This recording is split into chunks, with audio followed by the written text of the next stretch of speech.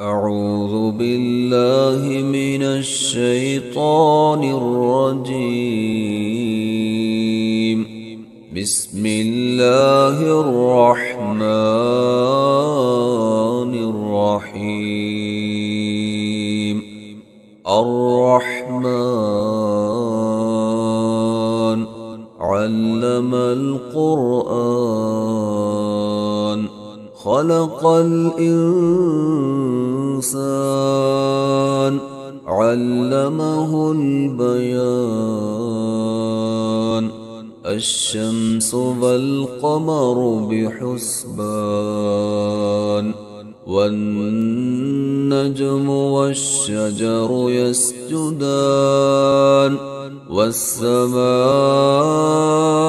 رفعها ووضع الميزان ألا تطغوا في الميزان فأقيموا الوزن بالقسط ولا تخسروا الميزان والأرض وضعها للأنام فيها فاكهة والنخل ذات الأكمام والحب ذو العصف والريحان فبأي آلاء ربكما تكذبان. خلق الإنسان من صلصال كالفخار وخلق الجان من مارج من نار فبأي آلاء ربكما تكذبان. رب المشرقين ورب المغربين فبأي آلاء ربكما تكذبان. مرج البحرين يلتقيان بينهما برزخ لا يبغيان فبأي آلاء ربكما تكذبان. يخرج منهما اللؤلؤ والمرجان فبأي آلاء ربكما تكذبان. وله الجوار المنشآت في البحر كالأعلام فبأي آلاء ربكما تكذبان. كل من عليها فان ويبقى وجه ربك ذو الجلال والإكرام فبأي آلاء ربكما تكذبان. يسأله من في السماوات والأرض كل يوم هو في شأن فبأي آلاء ربكما تكذبان. سنفرغ لكم أيها الثقلان فبأي آلاء ربكما تكذبان.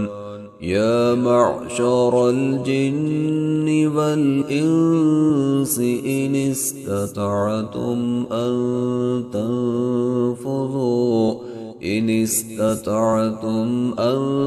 تنفذوا من أقطار السماوات والأرض فانفذوا لا تنفذون يأتون إلا بسلطان فبأي آلاء ربكما تكذبان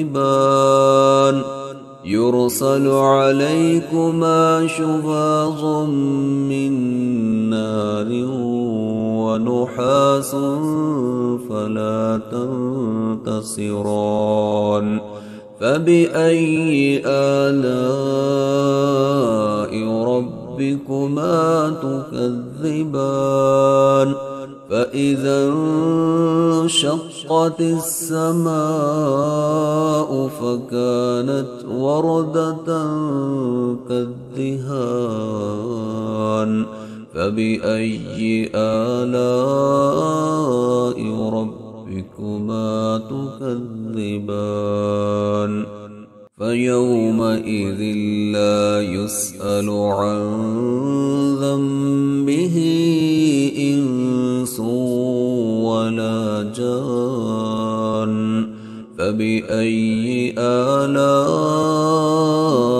ربكما تكذبان يعرف المجرمون بسيماهم فيؤخذ بالنواصي والأقدام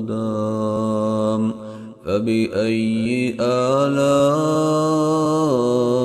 ربكما تكذبان هذه جهنم التي يكذب بها المجرمون يطوفون بينها وبين حميم آن فبأي آلاء ربكما تكذبان ولمن خاف مقام ربه جنتان فبأي آلاء ربكما تكذبان ذواتا أفنان فبأي آلاء ربكما تكذبان فيهما عينان تجريان فبأي آلاء ربكما تكذبان فيهما من كل فاكهة زوجان فبأي آلاء ربكما تكذبان متكئين على فرش بطائنها من استبرق وجنى الجنتين دان فبأي آلاء ربكما تكذبان فيهن قاصرات الطرف لم يطمثهن إنس قبلهم ولا جان فبأي آلاء ربكما تكذبان كأنهن الياقوت والمرجان فبأي آلاء ربكما تكذبان هل جزاء الإحسان إلا الإحسان فبأي آلاء ربكما تكذبان ومن دونهما جنتان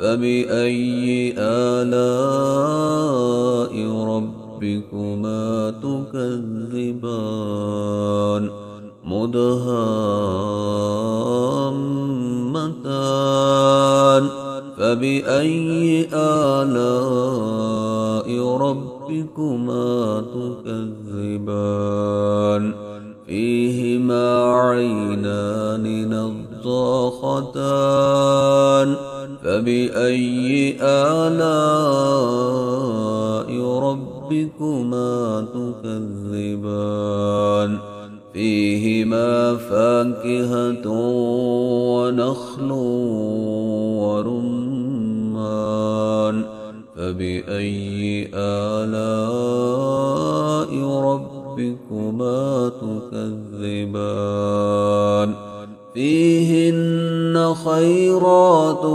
حسان فبأي آلاء ربكما تكذبان حور مقصورات في الخيام فبأي آلاء ربكما تكذبان لم يطمثهن إنس قبلهم ولا جان فبأي آلاء ربكما تكذبان متكئين على رفرف خضر وعبقري حسان فبأي آلاء